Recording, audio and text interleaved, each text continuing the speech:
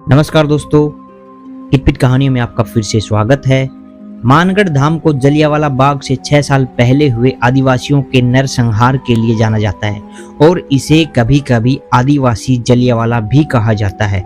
British सेना ने 17 नवंबर 1913 को राजस्थान और गुजरात की सीमा पर मानगढ़ की पहाड़ियों में सैकड़ों भील आदिवासियों को मार डाला था। तो आइए जानते हैं मानगढ़ धाम हत्याकांड का इतिहास, जो बहुत कम उल्लेख है, और इसकी वजह क्या रही है, अब क्यों नहीं इसका जिक्र होता। 13 अप्रैल 1919 जगह जलियांवाला बाग, अमृतसर, पंजाब। इस घटना को शायद ही कोई भारतीय होगा जो नहीं जानता होगा। मानगढ़ धाम हत्याकांड जलियांवाला बाग हत्याकांड से 6 साल पहले हुआ था। तारीख थी 17 नवंबर 1913।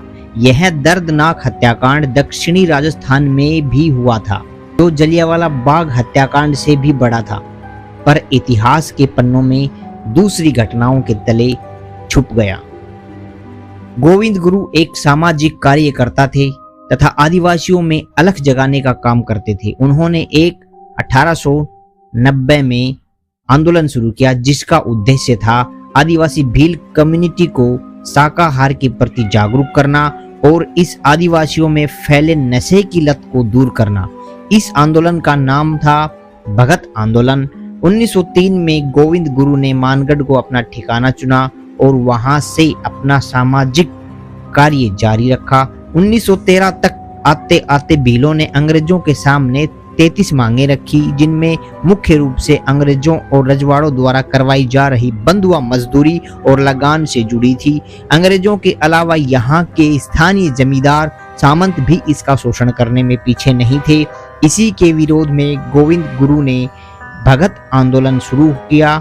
जब जमींदारों, सामंतों और रजवाड़ों को लगा कि भगत आंदोलन दिन प्रतिदिन बड़ा होता जा रहा है, तो उन्होंने अंग्रेजों को इस बात की जानकारी दी। अंग्रेजों ने गोविंद गुरु को गिरफ्तार कर लिया, लेकिन आदिवासियों के भयंकर विरोध के चलते अंग्रेजों ने गोविंद गुरु को रिहा कर दिया। मांगे ठुकराए जाने, खासकर बंधुआ मजदूरी पर कुछ भी एक्शन न लेने की वजह से आदिवासी गुस्सा हो गए और घटना से 1 महीने पहले मानगढ़ की इस पहाड़ी पर एकत्रित होना शुरू हो गई। ये लोग नारे के रूप में सामूहिक रूप से एक गाना गाते थे, ओ बुरेतिया नहीं मानू रे नहीं मानू। इस दौरान अंग्रेजों ने आखिरी चाल चली।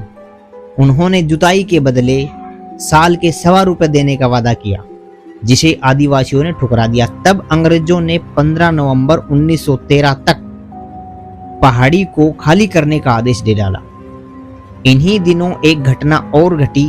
हुआ यूं कि गठरा और संतरामपुर गांव के लोग गुजरात के थानेदार गुल मोहम्मद के अत्याचारों से परेशान थे।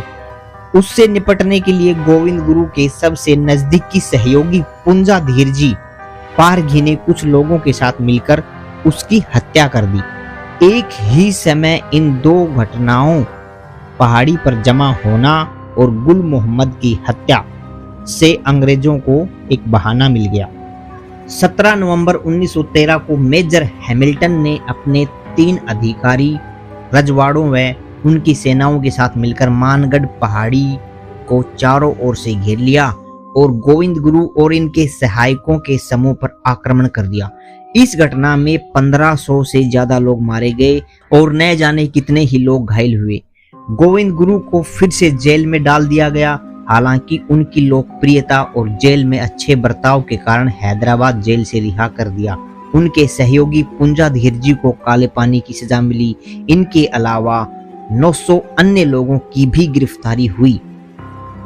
भील आदिवासियों को आज भी समाज में वह स्थान नहीं मिला है जिनके वे हकदार हैं। शायद ही महाराणा प्रताप और गोविंद गुरु के बाद इन आदिवासियों को कोई ऐसा व्यक्ति मिला है जिसने इनकी आवाज को उठाया होगा।